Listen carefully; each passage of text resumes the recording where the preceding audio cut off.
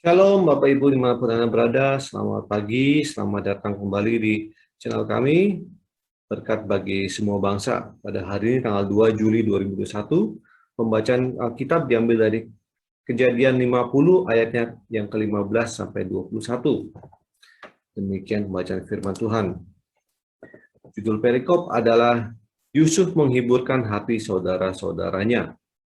Ketika saudara-saudara Yusuf melihat bahwa ayah mereka telah mati, berkatalah mereka, boleh jadi Yusuf akan mendendam kita dan membalaskan sepenuhnya kepada kita segala kejahatan yang telah kita lakukan kepadanya.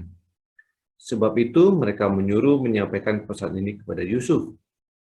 Sebelum ayahmu mati, ia telah berpesan, beginilah harus kamu katakan kepada Yusuf, ampunilah kiranya kesalahan saudara-saudaramu dan dosa mereka, sebab mereka telah berbuat jahat kepadamu.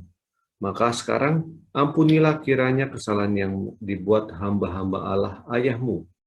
Lalu menangislah Yusuf ketika orang berkata demikian kepadanya.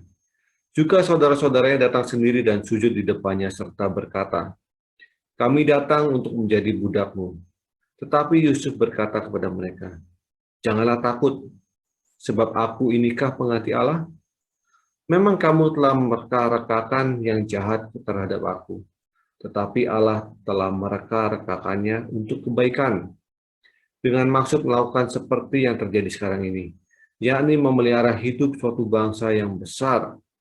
Jadi janganlah takut, aku akan menanggung makanmu dan makan anak-anakmu juga. Demikianlah yang menghiburkan mereka dan menenangkan hati mereka dengan perkataannya.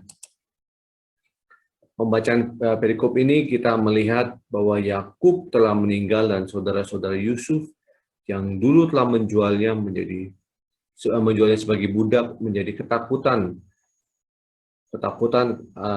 Yusuf akan membalaskan perbuatan mereka yang telah dilakukan pada Yusuf, yaitu menjualnya sebagai budak. Ada beberapa poin yang dapat kita petik. Pertama, dosa selalu membayangi kita sampai dosa itu telah ditebus. Ayat ke-15. Kedua, permintaan yang tulus adalah jalan pertama dalam penebusan. Ini diambil dari ayat 16 sampai 18. Yang ketiga, iman memberikan kita kekuatan untuk memaafkan. Diambil dari ayat 19 sampai 21. Pokok renungan kita hari ini. Pertama, dosa selalu menggoda kita karena kita masih di dalam kedagingan.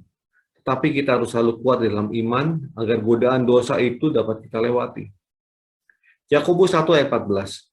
Tetapi tiap-tiap orang dicobai oleh keinginannya sendiri, karena ia diseret dan dipikat olehnya.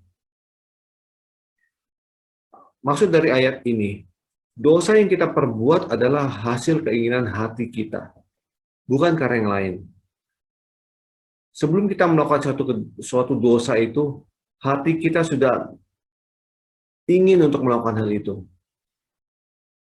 Jadi jangan sampai kita berkata bahwa saya ini dicobai, saya itu digoda. Tidak, yang menggoda kita adalah diri kita sendiri. Pokok renungan kita yang kedua, permohonan maaf adalah sesuatu yang paling sulit kita ucapkan. Berkata saya minta maaf itu adalah hal yang sulit.